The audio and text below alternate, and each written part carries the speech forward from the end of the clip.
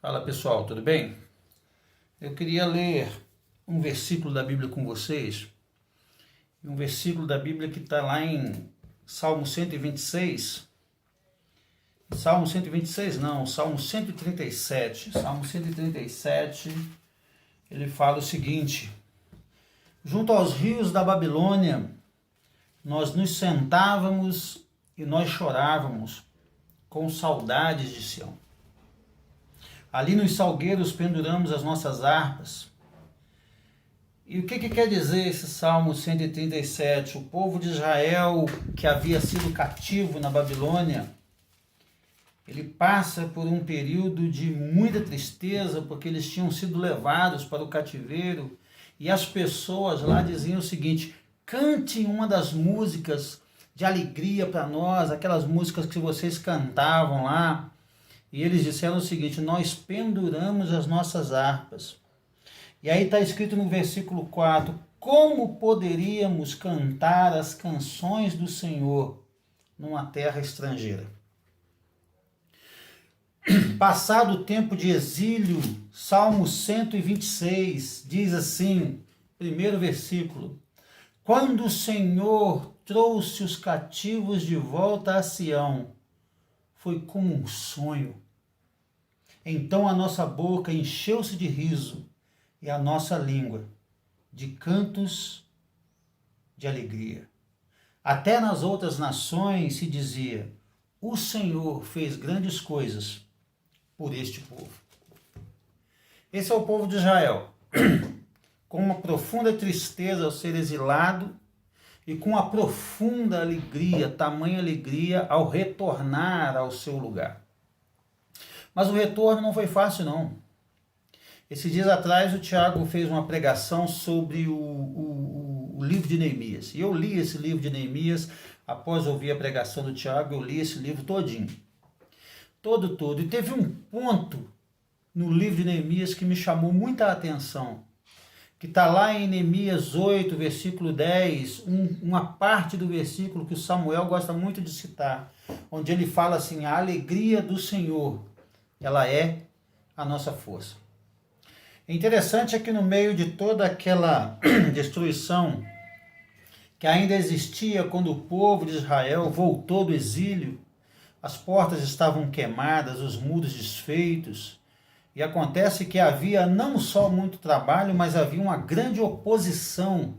Havia ali algumas pessoas como Sanbalate, como Tobias, como alguns gregos, e eles estavam ali para poder fazer o trabalho de oposição.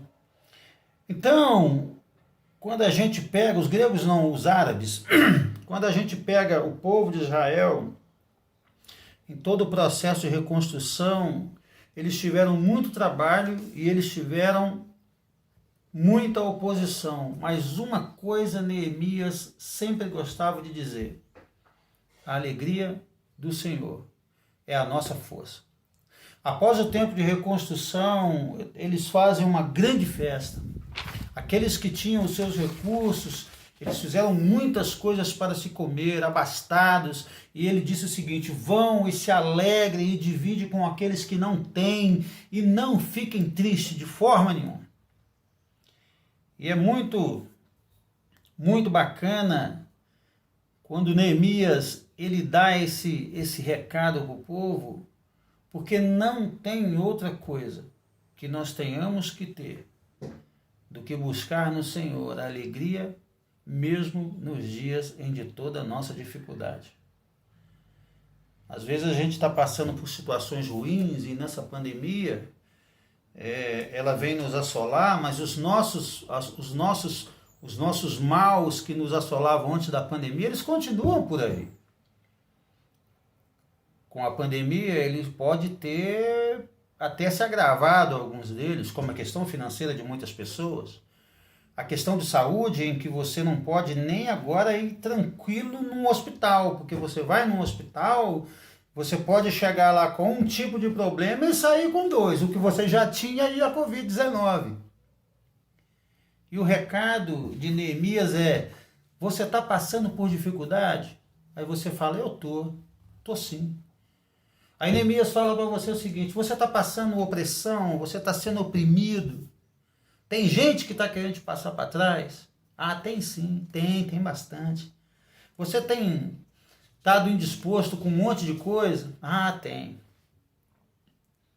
Aí Neemias olha para você e fala assim: então, o motivo de tudo isso não pode ser, ou melhor, o resultado de tudo isso não pode ser a sua tristeza, porque nós necessitamos da alegria. Ah, mas onde eu vou buscar esse negócio? Ele fala assim: a alegria do Senhor é a nossa força.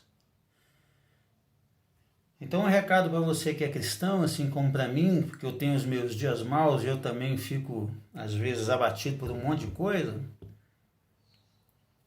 é que o Senhor, Ele não está longe de nós nos momentos das nossas aflições. Deus, Ele não se descuidou de nós no momento do nosso agravo.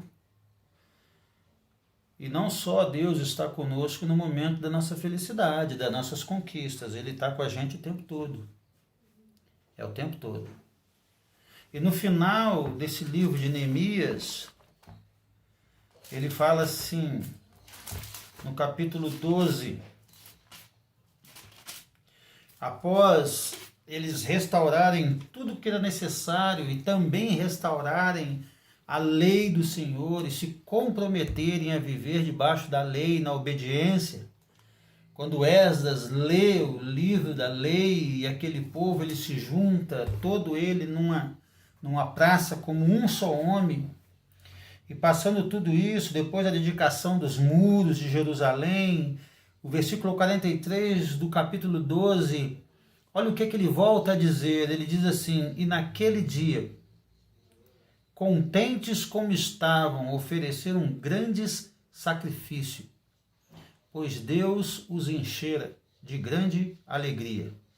As mulheres e as crianças também se alegraram, e os sons da alegria de Jerusalém podia ser ouvido ao longe. Talvez a gente esteja passando por um momento difícil,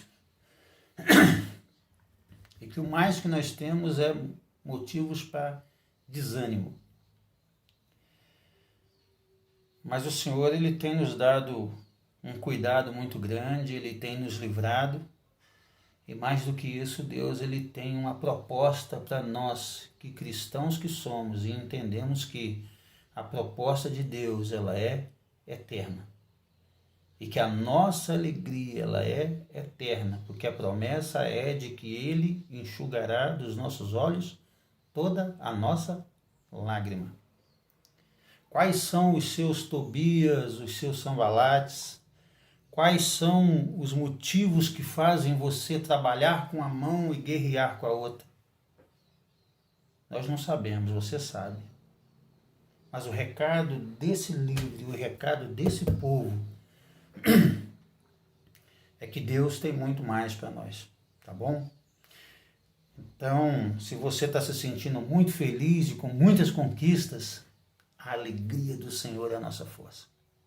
Se você está se sentindo apático, abatido, desanimado, lembre-se, a alegria do Senhor é a nossa força. Se você diz que não tem mais esperança, busque a alegria do Senhor, que Ele te dará a força necessária para continuar, ok? Que Deus nos abençoe e que Deus possa dar a nós, mesmo que os nossos momentos nos tragam tristeza, mas que nós não venhamos ficar na lamúria por muito tempo, porque a alegria do Senhor tem que ter lugar em nosso coração.